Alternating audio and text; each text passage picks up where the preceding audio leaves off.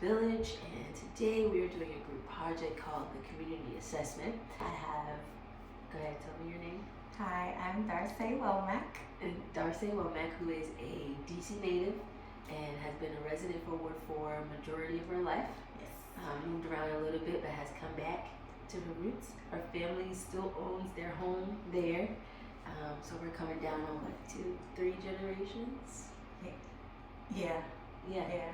Oh, yes, 3. 3. Yes. Beautiful. To start this session, I wanted to do like a visualization activity where you'll sit down and I'll bring you through like a series of memories, and then we'll discuss after and see where it takes us. And this should lead us into a conversation about the community and Ward 4 in general. So if you want to take any seated position that's comfortable to you, so legs can be crossed, you can reach your arm in front of you, anything that's comfortable. And then just start to find a tall spine, tall chest. And taking in a few breaths, breathing in through the nose, out through the nose. Inhale. Exhale. How's that, Darcy? Wow. Good. That's great. Great. So, I have to visualize a lot of stuff, especially from a child. Did it help you reconnect? Yeah, Yeah. especially when I moved away, I felt very disconnected. Even when I moved back to DC, it took me a minute to kind of like settle and connect again, but not too long, but it took me longer than I expected. Yeah. Especially since my dad was sick and stuff. What made it hard to reconnect back? Things look different. A lot of things look different. A lot of gentrification. A lot of people just being like displaced. And I'm not here to say if that's a good or bad thing. It was just, I just wasn't used to it. And so it's funny because I use my GPS a lot, and it's this was when I was like really driving. I use public transportation most of the time now. But when I was driving, now they have like all of the speeding lights and stuff. So my GPS, I put my GPS on just so it can detect all of that. But a lot of the times I would use some of the buildings that I knew as like a map for me. References. References. Yes. But then I'm like, this looks different because they would tear down the buildings. So I'm like, I don't know where I am. So now I'm like, okay, I gotta grow up. I gotta start learning street names. Because the landmarks have changed. The landmarks have changed, and you know, it could be something so simple as like a liquor store or whatever, or it could have been like an empty lot, and they're building condos. Yeah. You know, like the space is just filling up, and it's filling up rapidly. Like it's filling up very fast. But with the condos, there are more like places we could frequent, like coffee shops and stuff. So I think that's really cool.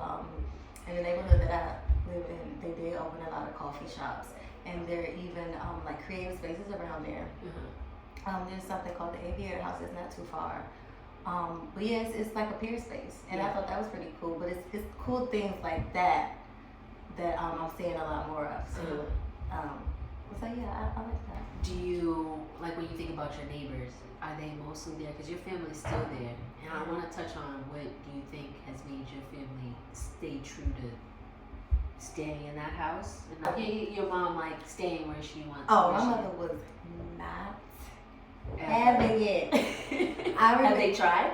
Oh yeah, for sure. Okay. Like so my mom just newly got her house, like as we speak, she's getting her house renovated. It's like 97.8% done. Yeah. But they tried. We've seen people going through the neighborhood, walking door to door. Like we've seen those people, and they tried to sell my mother's house and everything. Some people did sell the houses in the neighborhood, but not a lot. Yeah. Like I said, we do still have a lot of the same neighbors. That's Like good. they watched me grow up, you know. But my mother was not having it. She owns her house, but she was not having it at all. And when you think about your area, how do you view your safety? Like, do you feel like the safety has changed for the better or the worse since you were younger to now? Not really. Well, I'm only gonna say yes. And you can be honest. Okay. This is a no judgment. We There's don't judge. There's a lot of kids, Uh-huh. you know, because I mean there are certain areas that are the action is lively. Yeah. Okay, the action is lively, but I just feel like it's just a lot of kids. I don't feel like it's a lot of programs that we have implemented that these kids can go to. So they're just like doing whatever, you know, and a lot of the crime, a lot of it is because of the youth, you know, like I just feel like they just think they can do whatever, and the consequences, I mean, what are there? You know, what are they? But I just feel like it's just really nothing for them.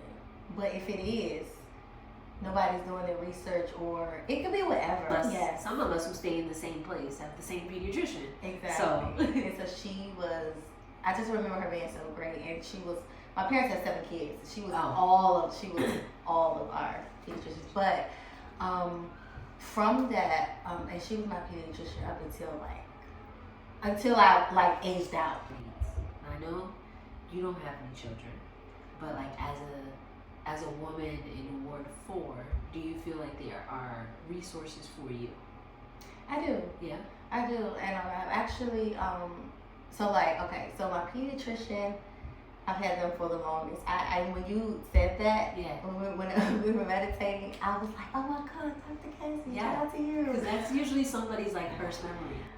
The Metro, I think it's getting better, honestly. Like, I rode the bus and Metro for as long as I can remember. You know, had cars, didn't have cars, so it's just like I think it's getting better. And then they added like the 2 new lines. I think the one Silver Line. So you can Metro to all the airports now, and I think I love that too. So convenient, fantastic. Like it's so convenient. You can Metro to BWI, but at least we have like the MARC train. Mm-hmm. We have, and it's like it's $6. It's like $6. It's so cheap. Yeah. So I think it's gotten better. They're even, you know, when I went to New York recently and I rode the Metro, and I'm like, I probably will never complain about our Metro system again because, you know, like, I mean, sometimes it may not be the cleanest, but I've seen worse. Yes. It's almost like thank God, because the Metro, it could be dirtier. Yeah. It could be, but listen, I'm grateful. That just popped in my head. But and as far as restaurants, there are a lot of new restaurants and stuff. Like I feel like there are a lot of new like mom and pop like places that are opening, which I love. Like I love me a good mom and pop shop. You know that local owners. Local owners, yes, and you can go in and talk to the owners. You know, I have seen a lot of that. There is a lot of that. Grocery stores. So. Oh, grocery stores too. Well. Yes, grocery stores too. Where I live, there was a grocery store right across the street, and it was like an international market. So it had like all of these exotic fruits and everything. I love shopping there. And it was what are some recommendations you would like to see? Some recommendations I would like to see more like youth projects and benefits, because I think we should really like buckle down on that. I want to see tampons being free, for sure. Yes. Because I just don't understand why we have to pay for something that happens to us naturally. Well, Mama Toto does make hygiene bags that they set outside of their building that provide those for women and girls. And those persons who have periods. Right, and you know, I love that. Because, well, I want to, okay, so I'm kind of passionate about periods.